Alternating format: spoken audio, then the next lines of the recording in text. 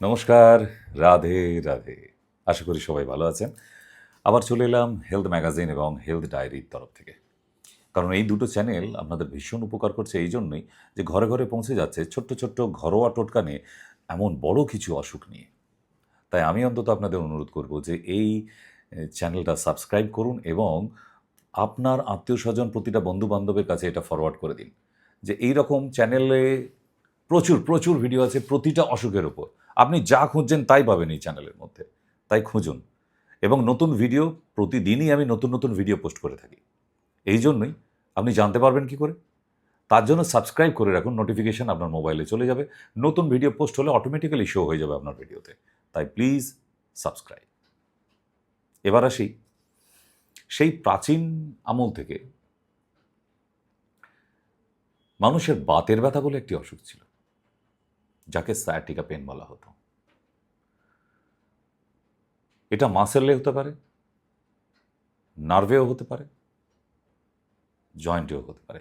এই তিনটে জায়গা এক জায়গায় হয়ে গিয়ে যন্ত্রণাটা তৈরি করে। কোমরের পিছন থেকে গোড়ালি অবধি, হাঁটুতেও ছাড়ছে না, গোড়ালিতেও ছাড়ছে না, হিপ জয়েন্টেও ছাড়ছে না। এই তিনটে জয়েন্টেও হচ্ছে, আবার থাইতে মাসেলে হচ্ছে, কাপ মাসেলে হচ্ছে, সঙ্গে আবার লিগামেন্টাম পেন, শিরা ধরে একদম গোড়ালি অবধি টান ধরে যাচ্ছে, টন টন করে একটা ব্যথা। এটা কি হচ্ছে আপনার? না, না, যদি আপনার হয় তাহলে আপনি মন দিয়ে দেখুন। কেন আপনার কাজে লাগবে? কারণ আমি কিছু হোম রেমেডি দেবো, দেখবেন আপনি ভালো আছেন। এই যে পেনটা আমি বললাম যে কোমর থেকে একদম গোড়ালি অবধি, ইটস টু টাফ। সহ্য করতে পারা যায় না।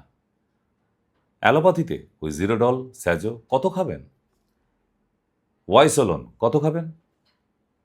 7 দিন দেবে, 15 দিন দেবে, তারপর শেষ। তাই আপনাকে বলা যে এই ধরনের পেইন যদি আপনার থাকে তাহলে বাকিটা শুনে নিন। সকালবেলা উঠে সজনে পাতার রস 2 চামচ করে গরম করে খান, দেখবেন আপনার এই টান ধরা ব্যথাটা আস্তে আস্তে চলে যাচ্ছে। দ্বিতীয়, অশ্বগন্ধার শিকড়কে জলে সিদ্ধ করে কাত বানিয়ে যদি হাফ কাপ করে খাওয়া যায় প্রতিদিন, তাহলে আপনার এই টান ধরা সায়াটিকা পেন একদম কোমর থেকে, ঘাড় থেকে, অলসো পায়ের গোড়ালি অবধি টোটালটা দেখবেন আস্তে আস্তে রিমুভ হয়ে যাচ্ছে। অশ্বগন্ধার শিকড়, হোয়াইটিনিয়াস সিমনোফেরা, যার সায়েন্টিফিক নেম। 3 নম্বরে যাচ্ছি, রসুন, রান্নার যে রসুন 4 কোয়া নেবেন, 100 গ্রাম সর্ষের তেল স্টিলের বাটিতে নিয়ে ভালো করে গরম করুন ওভেনে দিয়ে। রসুনটা ফুটে ফুটে লাল হয়ে যাবে একদম রেড কালার, নামিয়ে নিন, তার উপর একটু কর্পূর ছড়িয়ে দিন, কর্পূর দিয়ে ওই তেলটা গরম গরম অবস্থায় কোমর থেকে গোড়ালি অবধি একটু মালিশ করে দিন তো, আপ টু ডাউন স্ট্রোক থাকবে, নিচে থেকে ওপরে উঠবে না। আপনি দেখবেন 15 মিনিটের মধ্যে ওই রুগী আগের থেকে উপশম পাচ্ছে। আপনার ওই জিরোডল স্যাজো খাওয়ার থেকে অনেক বেশি আরাম পাবে এবং কোনো সাইড এফেক্ট নেই এগুলির। 4 নম্বর, আয়ুর্বেদিক ক্লাসিক শাস্ত্রীয় মেডিসিনের কয়েকটা নাম বলে দিই। লাক্ষা গুগ্গুল দিনে 2টো করে, যন্ত্রণা উপশম পাবে। রসরাজ রস 1টা করে রাত্রি 8টার সময় 1 মাস টানা খান, আপনার এই প্রবলেম একদম চিরতরে চলে যাবে। যাদের প্রচণ্ড পেন, উঠতে পারছেন না, নড়তে পারছেন না, বিছানা থেকে নামতে পারছেন না, যোগেন্দ্র রস 1টা করে রাত্রি 8টার সময়।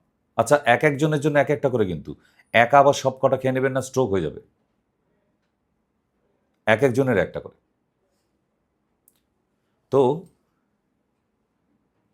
খাওয়ার রেস্ট্রিকশন, মুসুর ডাল খাবেন না, ঢ্যাঁড়স খাবেন না, পুঁই শাক পালং শাক খাবেন না, ডিমের কুসুমটা খাবেন না, আপনি ভালো থাকবেন। কোনো দানা জাতীয় সবজি খাবেন না, শিম, পটল, বরবটি খান দানাগুলো ফেলে দিয়ে, আপনি ভালো থাকবেন।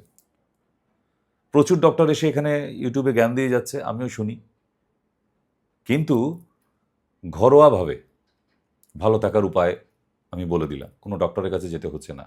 অবশ্যই এখানে ফোন নাম্বার দেওয়া আছে, আপনি যদি মেডিসিন কেনেন যেগুলো ক্লাসিক বললাম, সেগুলো যদি কোনো কনফিউশন থাকে, যে কিভাবে খাবো আরেকবার জেনে নিই, আমার বয়স এতটা, 70 বছর বয়সে খেতে পারবো কিনা, আপনার বয়স 30, সেই বয়সে কীভাবে খাওয়া উচিত, ডোজ অবশ্যই আমি বলবো কনফার্ম হয়ে নিতে, কারণ এক একটা বয়স অনুযায়ী একই রকম ডোজ হয় না, আলাদা আলাদা হয়।